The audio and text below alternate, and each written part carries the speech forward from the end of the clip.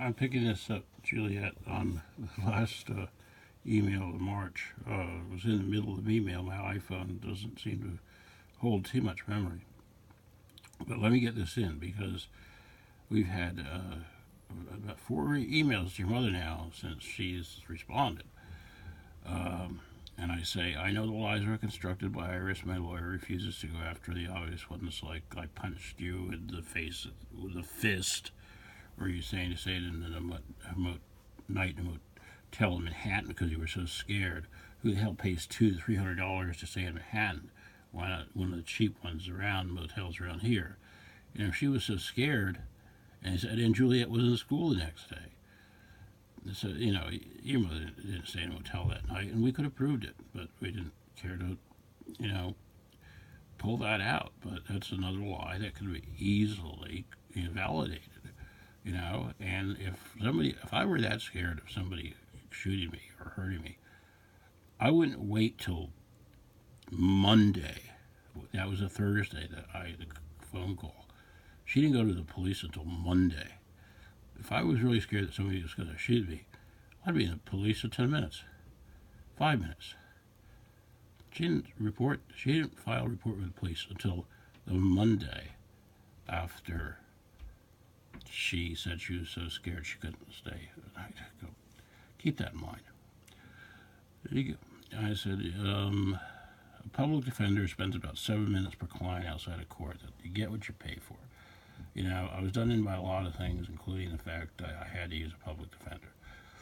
He told me from day one I had no chance of winning. Imagine that. No man in New York State does. New York State is a terrible state if you're a father. If we were in California, it would be a different story, but let me dispense with this rubbish so I never have to bring it up again. Having known you as long as I have, I wonder how you can knowingly cause another being to suffer so intensely.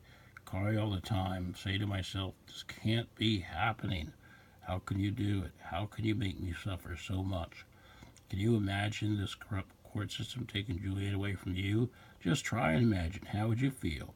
Just even for a minute. I would work that over in my head time and time again. And I later found out that covert narcissists are incapable of empathy. Your mother can't imagine it. She's not capable of it. That's one of the traits. I said, let's start working together again. Let's not wait 6 more months. I have no intention of violating the law. I know that you are not going to take me back to court anyway. How could you afford it in the first place? I always ask myself that. Think, how are you really going to let me miss my daughter's 17th birthday? Really? Think of me on that day, will you? Once again, I never understood the concept of people with her condition, your mother's condition, have no empathy. Dear Lori, April 16th. I take it you saw the frustrated tone of my last email, but my therapist said that if there is any reconciliation, I have no baggage left. So you say what you want, do it. Matter of fact, and he was right. If this continues until October, as bad as the system is, I am still not a dangerous person on September 30th and a good man on October 1st. I think it is the 20th month resume of following the rules that I have and of not harassing you. In essence, I have a clean record to establish that I'm not the dangerous person the order made me out to be. Just in case I was. You know how it works. The police aren't roaming the streets of Dobbs Ferry looking for my car or patrolling the schools. They don't have the time or the manpower for that kind of crap. It's only if you complain they will investigate. I mean, I did think they were going to search my apartment at one point for guns. Of course, likelihood of me having a gun is zero. And what got me convicted was the reality that the order of protection gives a woman a false sense of security, but they have to take their own precautions if they really think they are in danger. Thus, a piece of paper won't stop a bullet. But the assholes took it out of context. Jolly for you.